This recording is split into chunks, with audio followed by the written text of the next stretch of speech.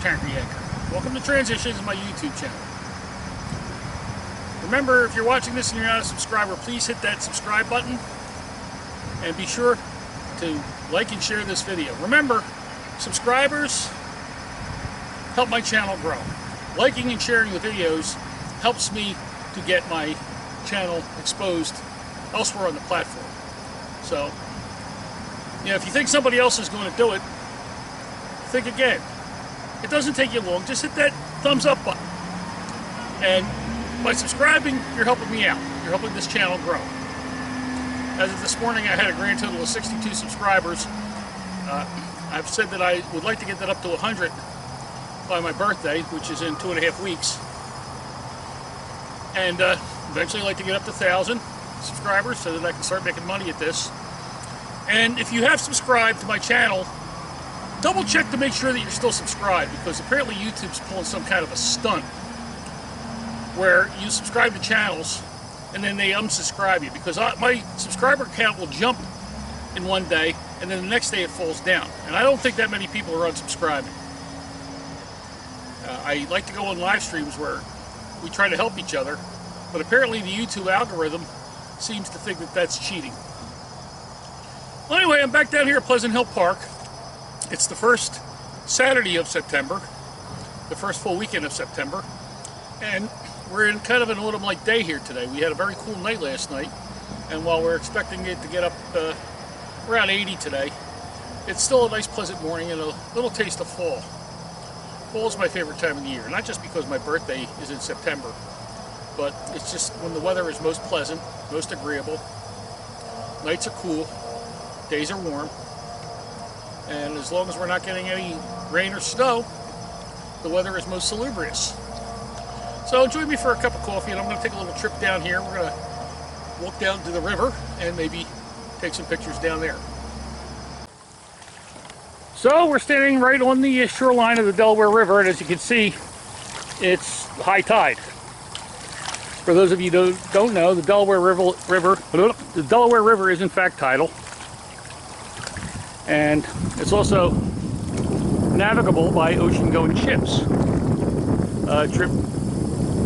Ships travel as far north as Bristol, which is up by, if you've ever been on the Turnpike Bridge between Pennsylvania and New Jersey, you see ocean-going ships that far up.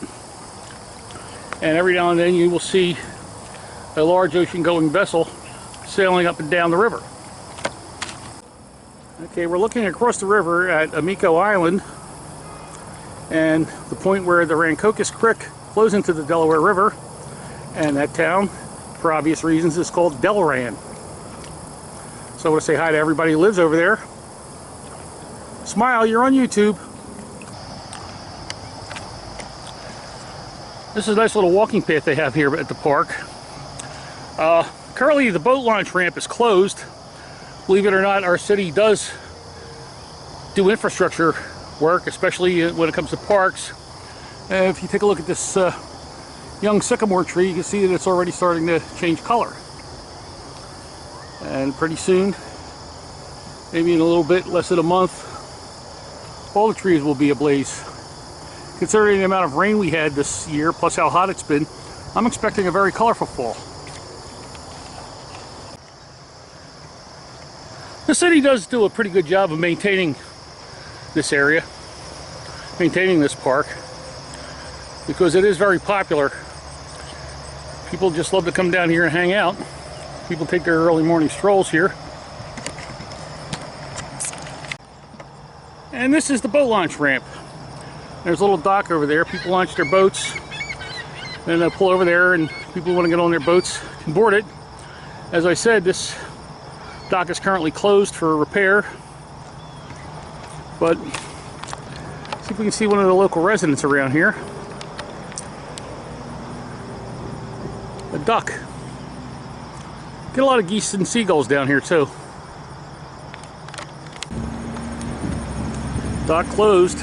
Looks like they mean it, but then again, there's no gate across it, and it should be no problem to walk out and take some pictures out there.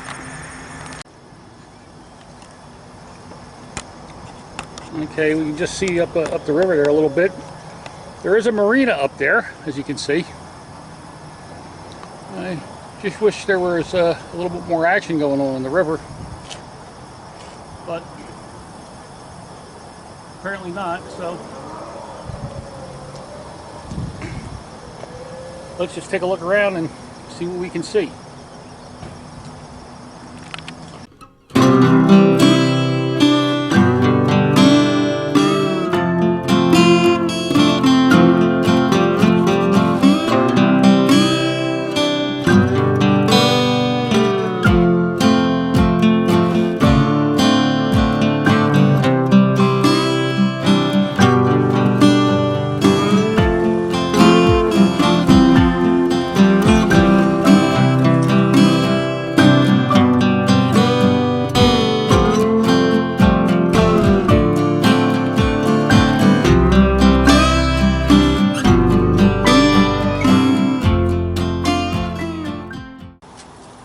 I used to like to come down here when I was younger. As I said in that previous video, I used to fish at the hatcheries, which is just over that way. I used to come down here and help people launch their boats, and you can hustle tips that way. And as I got a little bit older and got a car, this was a very popular place to bring a girl and watch the submarine races. And it was also a popular gathering spot, just if you had nowhere to go, nothing better to do. There is a prohibition against alcohol down here, but as long as you're minding your own business, they don't bother you. And I was actually sitting down here one day, and there was a fellow next to me, and we were both having a couple beers, and the police came. And I said, well, do you want a cup to put that beer in? And the fellow reached into his car and showed me his police hat. I eventually got to know this fellow a little bit better. His name is Bobby Mack, and he is a Philadelphia police officer. So, you know, I figured I had nothing to worry about. And he's the one that told me, if you just mind your own business and don't cause trouble, and make sure you take your empties with you, and you're not peeing in the parking lot, they'll leave you alone. There you are.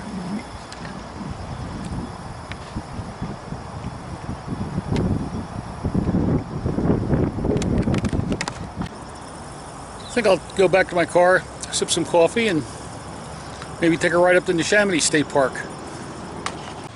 Well, I thought there was a rugby game going on here. Looks like it's just practice unless there's a game later on. I certainly wasn't going to leave here without trying to get some pictures of a rugby game. Looks like women's rugby team. And besides rugby, they play flag football and soccer up here too. But yeah, rugby's a great game. I really enjoy watching it. I never really learned to play it, but I got a basic understanding of the game by watching it on TV. I'm especially fond of rugby sevens. So a quick ride up State Road, and I'm going into Neshaminy State Park here.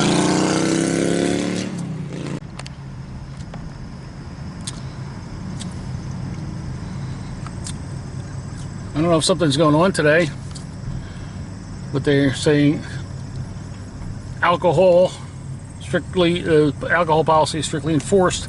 They claim that the violations of the alcohol policy is the reason why the Civil War reenactment that they held here for every year has been canceled. But at any rate, I do miss that reenactment. So let's take a walk around the park here and see what's going on.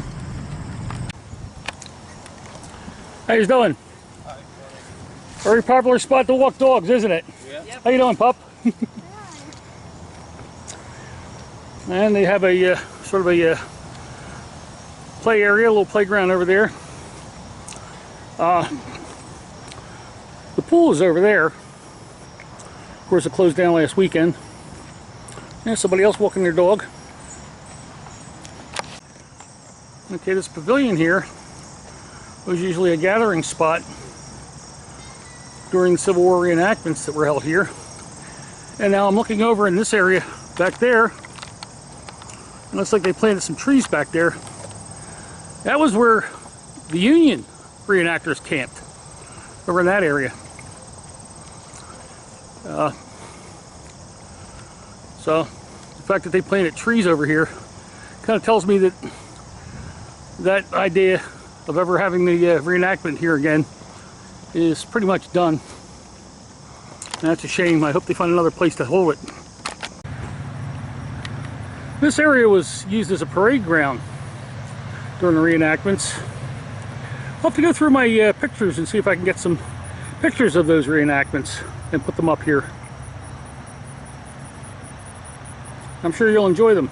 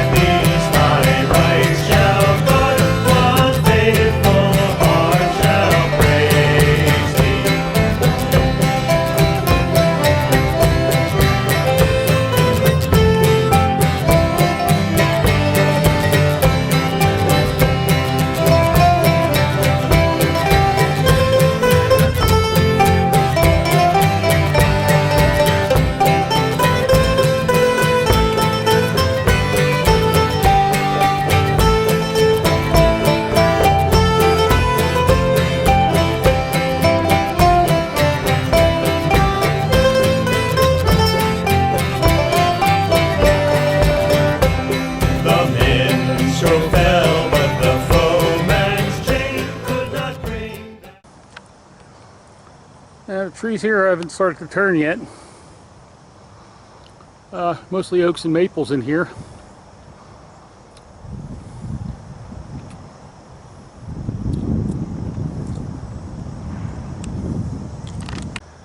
Okay, and there's the pool over there. I think the last time I swam in that pool was 1975. I never really liked the pool here. It always just seemed a little grungy. I don't know. I hope they take better care of it than they did back then. When they had the reenactments here, this area was pretty much what it is here, which is a recreation playground area. And you'd see children of the reenactors dressed in period clothing out here playing on the swings or the slides. Got a beach volleyball court over there. And we got a young fellow over there just enjoying a beautiful Saturday in September. So I found a shady spot in this grove of maples with some trees here, and maybe I'll just take some pictures of the people in the park and watch this lovely early taste of autumn day, even though it's late summer. It is September, and September means autumn in the meteorological world, although not in the solar world. But let me take some pictures here and shut up.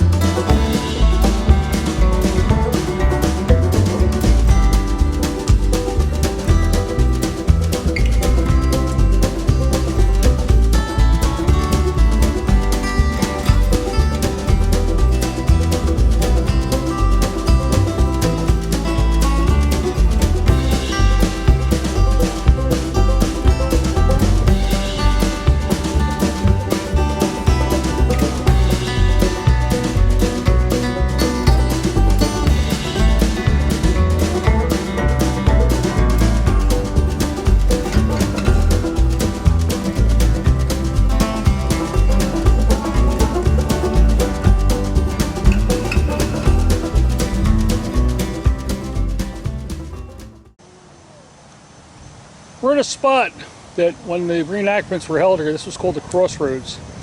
This was about the center of the action. We used to watch the troops as they'd go off for the battle. They'd march down this road, down to the end of the park. This area over there is where the settlers area was, where you could buy period things. Reenactors used to buy their supplies there, and they had all sorts of refreshments, an old-time photographer, a band that used to play there, played traditional 19th century style instruments. And you go down that road, that's where the Confederate encampment used to be. And there's people just still walking their dogs or just enjoying this lovely early taste of autumn out here. So I'll shut up and just take some more pictures.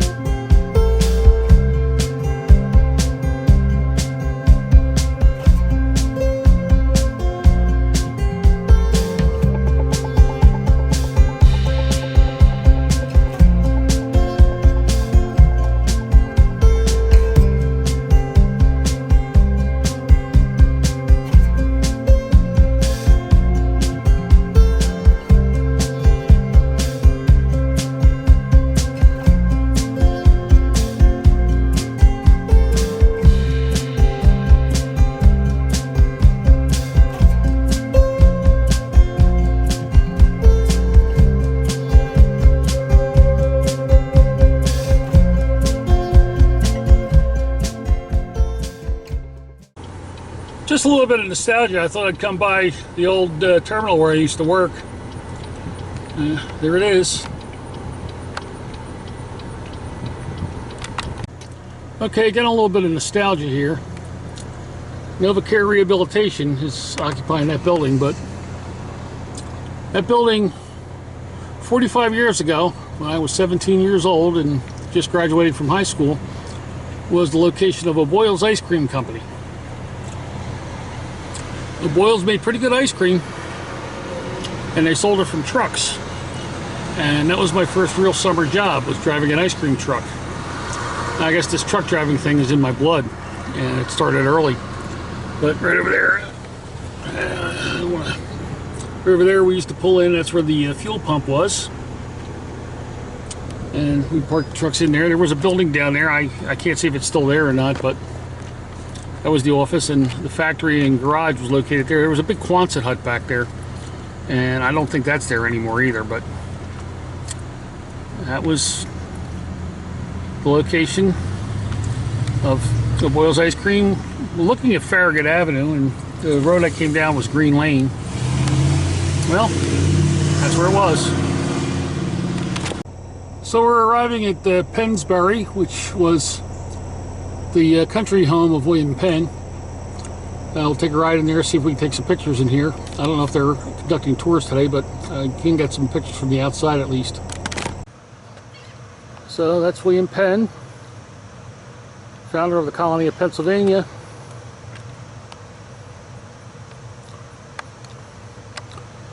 One of the things about Penn was he was very fair in his dealings with the indigenous people. So this statue was erected in 1982, which was the 300th anniversary of the founding of the Pennsylvania colony by William Penn. But yes, Penn was very fair in his dealings with the indigenous Lenape people, and he negotiated fair treaties with them, and so that they were compensated for the use of their lands. So it looks like we have a boat here that Penn probably used something similar to this to travel up and down the river between Philadelphia and up here in Pennsbury. Okay, what we have here is called the Crozier House. Some of the outbuildings here. I'm sure this was like stables and other area like this. This is obviously a horse enclosure. And next, the back of William Penn's house right there. His country house, I should say. Country estate is right on the river. Some more of the outbuildings. I wonder if one of these buildings was used for cold storage. Look at here. This is obviously a smokehouse. And they got some, well, it looks like pieces of smoked meat, but I'm sure it's reproduction and not real. You can see where it would have been smoked. I don't know, maybe it is real. You can definitely smell the smoke in here, so interesting. And this would have been the kitchen. You know, back in colonial days, kitchens were always separate from the main house because that's where a fire was most likely to break out. And if the kitchen caught fire, at least the main house wouldn't catch fire. Over the top of the house it says WP 1683, which was when this building was built, 1683. Obviously this is the front yard leading down to the river. I'm sure there was a little wharf or boat dock down there somewhere. And we're looking out on the Delaware River. And these look like poplar trees, tulip poplar trees. And I wonder if these were planted in William Penn's day or afterwards. But they are lovely trees. Pennsbury Manor, the country estate of William Penn, founder of the Commonwealth of Pennsylvania and the city of Philadelphia.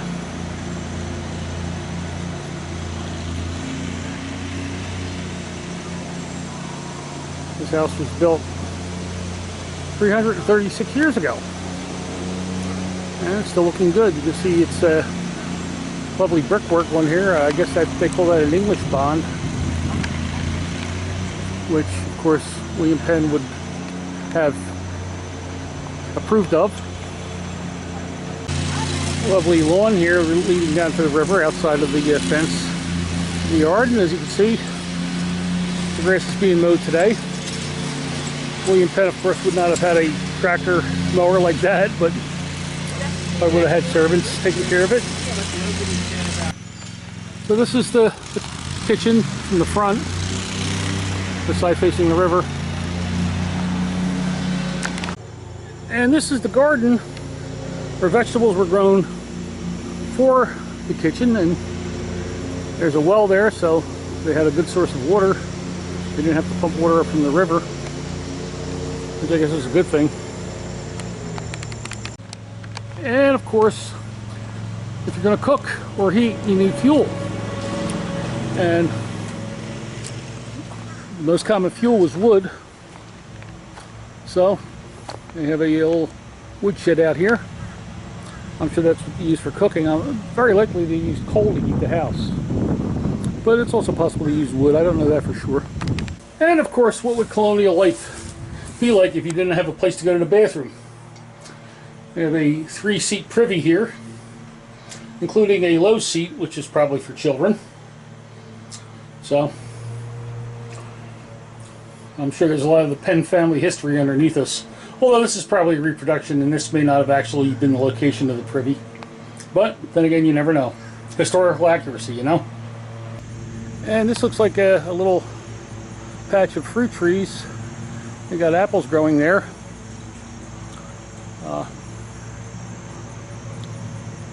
Looks like a peach tree there too.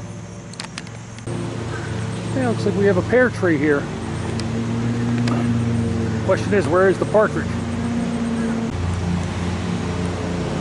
Yeah, I got some trees along here. Nice, big, fat, ancient sweet gums. That is a big, fat sweet gum. And of course, we're seeing here the back of the barn. And probably a carriage house too. And where you have sweet gums, you have itchy balls. At least that's what we used to call them when we were kids, itchy balls. There was a lot of sweet gums growing in the neighborhood, and we used to collect these things and just whale them at each other. That was lots of fun, but they sure stung if you got hit by one. At any rate, I tried to make a video here once before and it didn't work out too well. So, let's see how it works out this time. Neshaminy Creek Brewing Company, and they're having a yoga and beer day. You know what? $25 for a 1-hour class and 2 beers. $20 for a 1-hour class and 1 beer. Hey, that's something I might be interested in. So I went with the Punkless Dunkel, which is a pumpkin beer, and let's see how they describe it.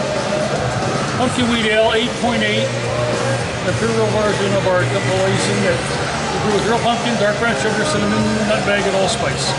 The thing I like about it is it doesn't taste like a pumpkin pie. It actually tastes like beer. So let's try this delicious pumpkin beer, which I already know what it tastes like because I've had it before. 8.8. In other words, knocks you on your ass. Thanks.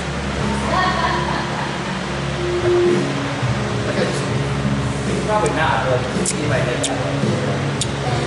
And you get every one of those flavors in it. I get the allspice and the cinnamon right off the bat.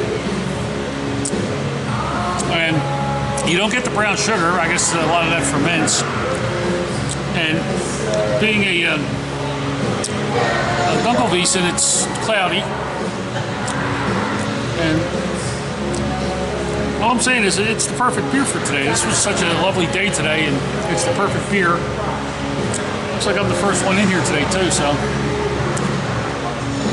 Anyway, let's peruse the menu here, shall we? Let's see. Hazy John Extra Pale Ale, 7%. I'm gonna have to try that. I don't think I've had that. Misadventures and Missteps. That's a 10% Belgian Strong Ale. Cherry Berliner Weiss. That's good. Not on the schedule. Okay. Wild Sunshine Saison. My sister would love that. Hazy Coffee John Latte. Oh, that's got to have, yeah, it's lactose milk sugar in it. John, by the way, is they're always available American Pale Ale. And if you're not familiar with the expression joint, that's Philly slang. Anything, it's a generic adjective. Anything can be a joint. I'm making this joint on my joint. This joint is the bomb. It's their year-round menu and their seasonal brews, except Shake has become so popular, it's now year-round available. But I've had every one of those and they're all delicious. Oops. Bartender just had to sneak through the shot. So let's take a look and see what's on the board up there. Let's see. Oh, they got the Bumpus in 4-packs. They used to sell that only in the 23-ounce bottles in the past. Unwritten paragraphs. They don't look at that one. Wild Sunshine, my sister likes that. It's been drafted out of the cans. No, I see the Blueberry Ghost in cans. Uncommon Knowledge in cans. I've had that. That's good. So, anyway, I'll take some with me before I leave. Anyway, I don't know what YouTube's policy is. They keep talking about changing about putting in background music when you're making video short clips. I know they sent me a copyright violation, although I didn't get a flag for it. I was at the Phillies game for a song, and okay, if they want to take the revenue from my video, when I start making revenue from these videos, you know, they're welcome to some of it, but you know, I can't understand why people have to be so picky about stuff like that. Well, I'm working on the lighting here by moving the camera around, and I can't get decent lighting.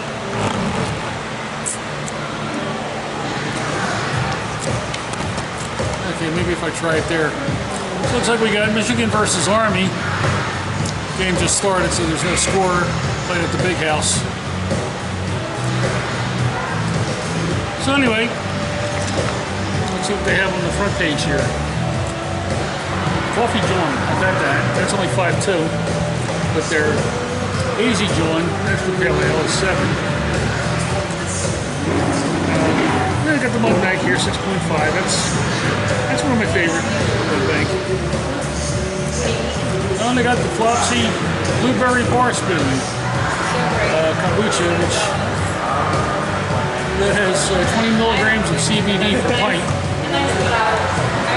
You know, so if you have problems with chronic pain and you don't have a medical marijuana card, you can drink that because CBD is available just about anywhere over the counter.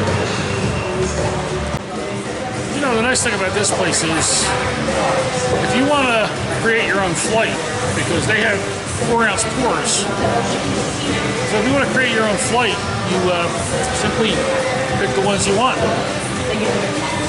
And you run from anywhere from $2 to $3, depending on what you get. But I was wondering if this is a misprint here. They have an alt beer, 6%.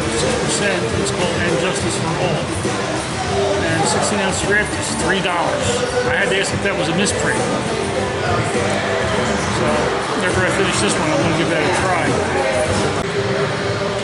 Now this particular place has no kitchen, but they usually have food trucks on the weekend, and they have a ramen truck out there today. And spicy chicken miso ramen, that sounds good. Oh, and they have Korean barbecue tacos. That looks pretty good.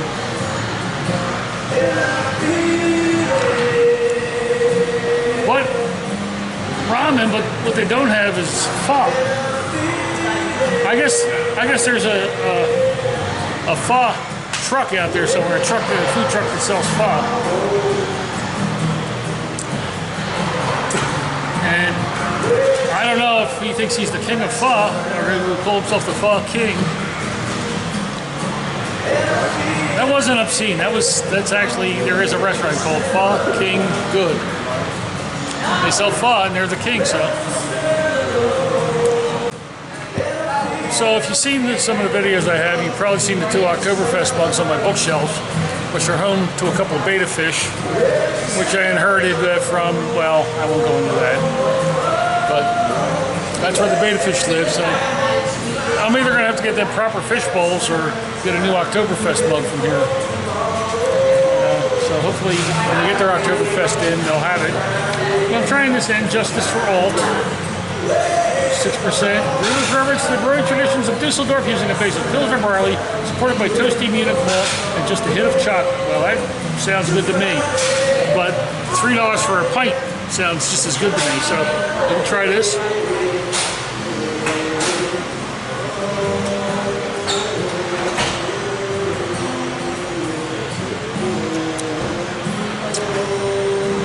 Wow. I didn't expect that at all. A crisp and firm bitterness from the use of German Pilsner hops gives this old world ale a subtle complexity and delicate balance. Well, that's delicious. 6%, so gotta watch what I'm doing here. I can't stay here very long. I'm gonna have to go home and download some of this video and start editing. If I tell you what, if I don't hear from Pennsbury Manor, I'm just going to include it anyway. It's their loss. Okay, and it's not focusing right either. Okay, my battery's almost dead, so this is going to be the end of the video. I'm going to probably have to charge this up before I lose it. So, anyway, I appreciate you hanging in for this long video. Well, I don't know how long it's going to be because I haven't edited it yet, but remember to subscribe, like, and share.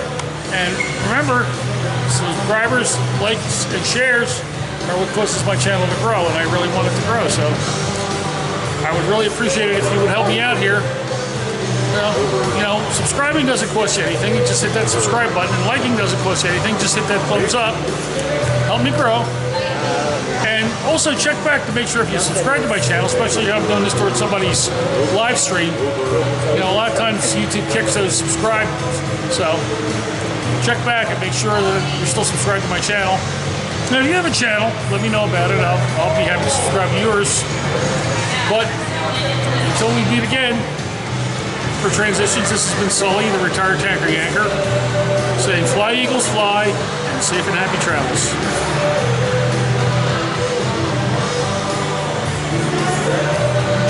Sláinte.